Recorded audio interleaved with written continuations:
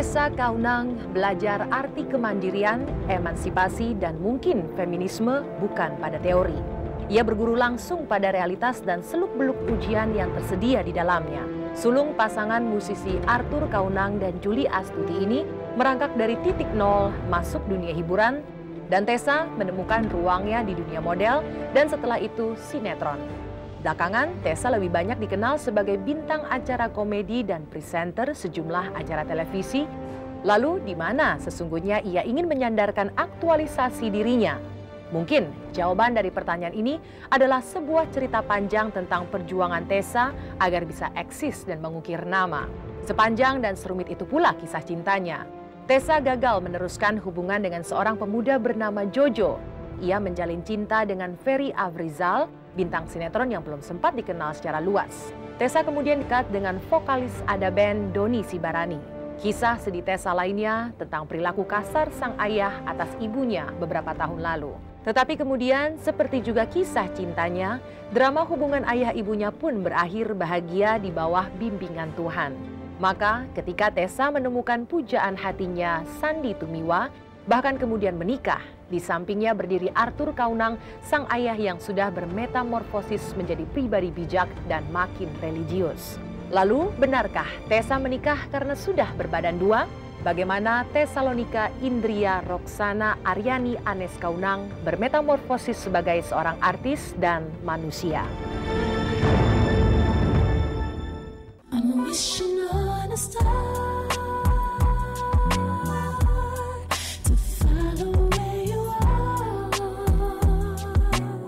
Terlahir di Surabaya pada 5 November 1976, Tesalonika Indria Roksana Aryani Anes Kaunang mungkin merupakan gambaran umum keistimewaan genetis. Dari ayahnya musisi Arthur Kaunang, ia mewarisi bakat dan kecenderungan berkesenian, meski kemudian dalam perkembangannya, Tessa memilih ekspresi seni yang berbeda dari sang ayah. Sebagai anak seorang musisi, ketika sadar suaranya kurang bisa dijual, Tessa pada mulanya tidak berani berpikir akan terjun ke dunia hiburan. Dulu itu nggak ada pikiran untuk masuk ke dunia entertain. Karena dari kecil itu papa bilang kalau aku tuh nggak bisa nyanyi. Kalaupun misalnya bisa nyanyi kan otomatis kan mungkin papa akan coba ajak nyanyi atau gimana ya. Jadi dari dulu papa, wah ini Tessa nggak bisa nyanyi gitu loh. Maksudnya dibilangnya sih seperti itu dan tidak dipaksakan harus jadi penyanyi gitu. Rupanya ada aliran seni lainnya dalam darah Tessa yang menunggu diberi ruang. Jalan ini terbuka ketika teman-temannya mengajak ikut dalam kompetisi gadis sampul. Tapi daftar waktu SMP kelas 3 pertama itu nggak masuk karena mungkin kriteria fotonya itu kan dibilang nggak boleh make up, nggak boleh apa, dan itu aku bener-bener yang nggak make up, nggak apa, jadi maksudnya mungkin nggak layak untuk dilihat gitu kan, ya terlalu polos kali ya, nggak tahu cara-caranya. Ya udah akhirnya nggak masuk. Terus habis itu baru waktu SMA coba lagi, itu baru masuk. Seperti kebanyakan peniti karir di ranah ini, jalan Tessa perlahan terbuka setelah wajahnya terpampang di majalah. Bersama teman-temannya sesama peserta kontes, ia bermain sinetron dan mulai merasakan asiknya mendapatkan uang dari hasil keringat sendiri. Pokoknya dari bawah banget gitu loh, dari yang memang yang ya kita dari bawah gitu loh, terus nanjak pelan-pelan dari 250 naik 350, naik 450, naiknya 100, baru sekarang yang kita bisa ngerasain seperti ini. Tapi itu juga ya itu mungkin titik klimaksnya setelah aku dikenal di acara yang bareng Komeng itu. Jadi mungkin di situ orang baru tahu aku gitu loh. I can't afford that, I'll be better all by myself. I've never been so wrong before. Tessa Kaunang rupanya tidak memperjuangkan mimpi menjadi seseorang yang secara khusus menekuni bidang atau jalur tertentu. Karena dalam perkembangannya, ia biarkan saja dirinya tenggelam dalam image sebagai bintang ceriwis yang kerap muncul di acara-acara komedi. Sebenarnya sih aku kan lebih banyak dulu tuh main sinetron. Bahkan aku itu kebanyakan dulu tuh perannya tuh antagonis. Nah, mulai banyak tawaran jadi presenter dan komedi sejak aku berpasangan dengan Komeng di salah satu acara variety show. Di situ orang lebih mengenal aku yang sebenarnya itu udah lama berkiprah, kan aku dari tahun 93 kan. Menariknya, Tessa dalam kesehariannya tidaklah seceria ketika di panggung. Sang ibu bahkan mengenalnya sebagai anak yang hanya bicara seperlunya saja. Setelah dia selesai kegiatannya, dia pulang ke rumah, dia cuci muka, ya membersihkan seluruh badannya, lalu dia baca Alkitab, dia tidur, dan kalau dia perlu sama saya, dia turun dari atas kamarnya kan di atas, ya baru dia bicara, mah ini gitu aja. Jika menurut Anda perjalanan karir Tessa relatif simpel, apakah percintaannya juga sesederhana itu?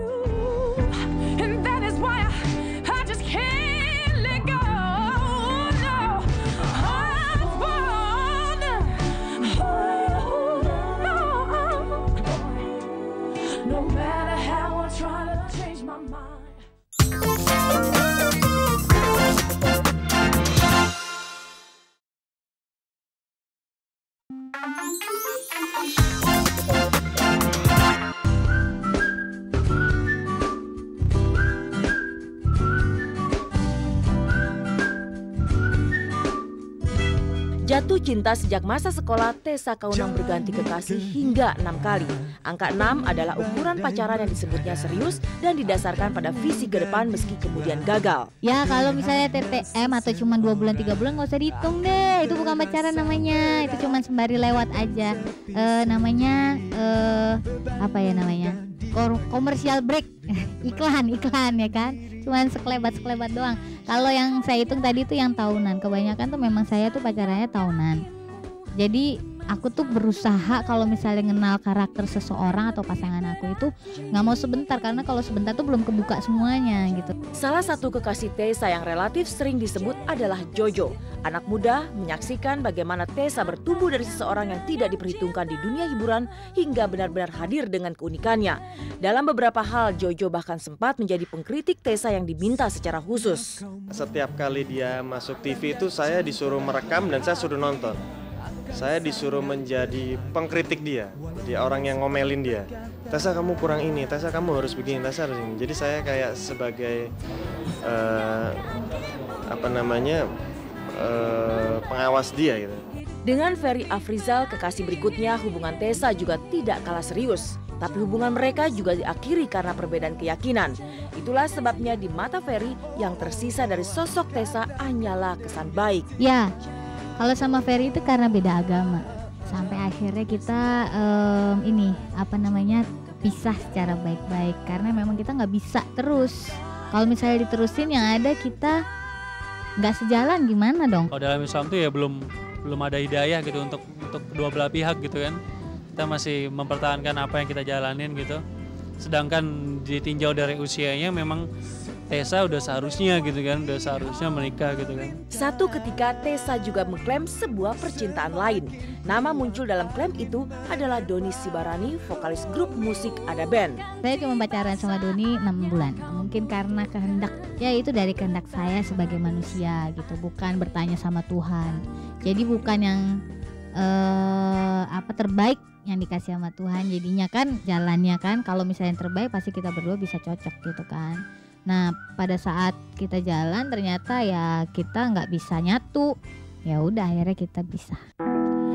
When I fall in love, it will be forever.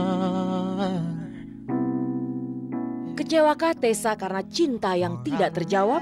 Mungkin, tapi ia ketika itu sudah mulai menemukan dirinya dalam kenikmatan mengakrabi Tuhan. Dan dalam proses itulah ia menemukan dan ditemukan Sandy Tumiwa, bintang sinetron muda yang tengah berjuang mengukir nama. Sebelum ketemu Sandy ini kan ya banyak ya deket sama orang gitu, dan selalu tuh berharap gitu, dan nggak pernah ngebayangin gitu loh, maksudnya kira-kira jodoh gue siapa ya, gue nikahnya kira-kira nih umur berapa ya, terus kapan ya gitulah, pokoknya nggak pernah ngebayangin. Tapi memang kalau misalnya Tuhan sudah bilang terjadi ya terjadi, hari itu ya hari itu, sama itu ya sama itu gitu. Jodoh Tessa untuk sementara berakhir pada Sandi. 4 bulan saja mereka menjalin hubungan sebelum akhirnya Sandi meminang Tessa. Lewat prosesi prawedding yang indah di Pulau Bidadari, pemberkatan dan resepsi yang romantis di kawasan Puncak, Absalah Tessa menjadi istri dari Sandi Tumiwa. Ya pastinya harus bangga dong, kan sekarang kan sudah menyandang sebagai seorang istri. Dia yang terbaik buat saya. Dan saya merasa mendapatkan pelabuhan di hati saya. Pelabuhan terakhir. Benarkah Tessa menikah tergesa-gesa karena sudah berbadan dua? Ia sudah membantah dan selanjutnya biarlah waktu yang memaparkan. Kalaupun misalnya memang gosip itu terus beredar, ya kita sih diem aja lah, karena memang itu nggak benar ya biarin aja gitu. Nggak nganggep semua yang nggak benar itu karena ya memang nggak ada faktanya gitu loh.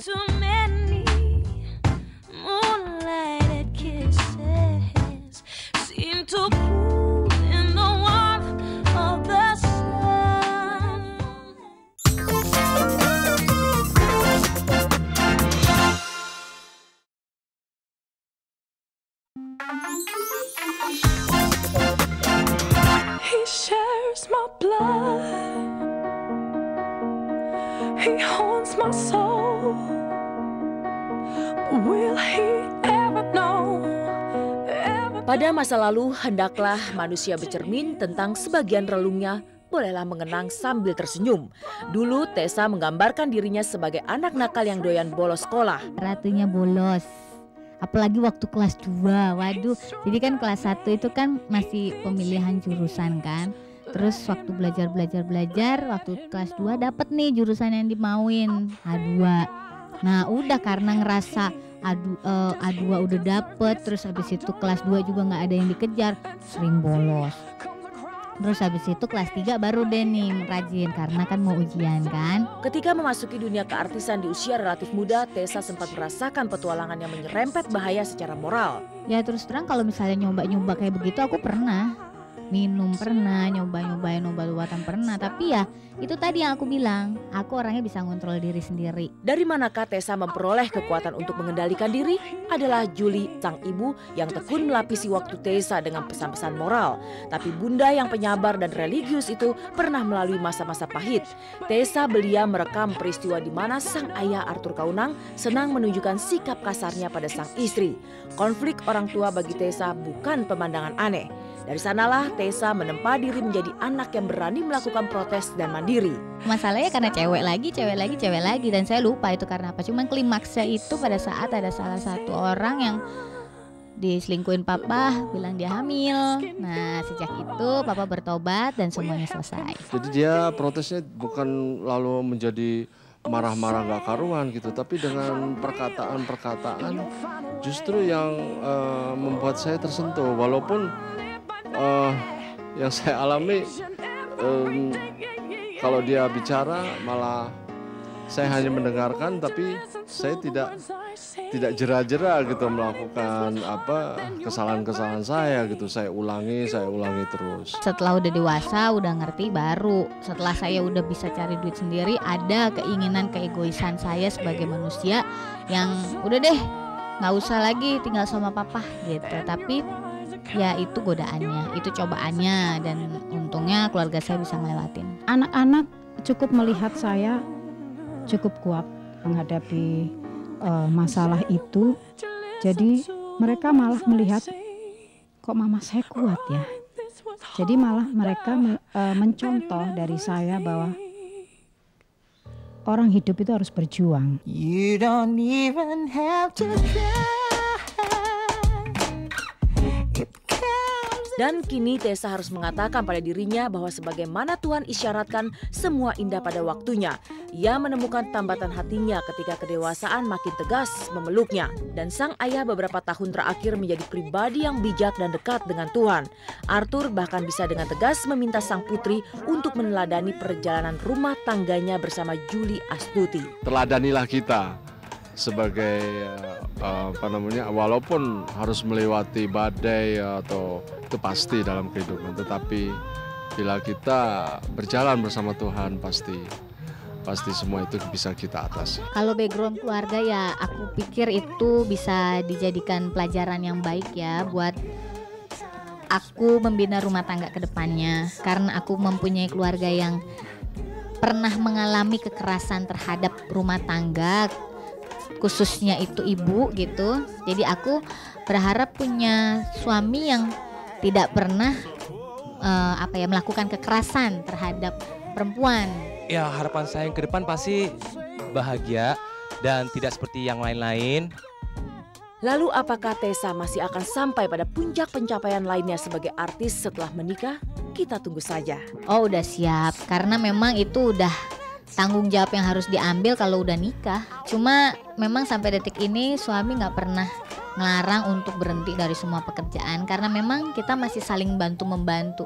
Kalau dia sendiri pun belum sanggup, saya sendiri pun belum sanggup, ya kita lihat aja nanti ke depannya. Ya, makanya kalau saya sih selalu ngasih dukungan buat dia dengan emang dia kan sifatnya dari udah terbiasa dari kehidupannya hard working. Ya, saya mendukung dia gitu.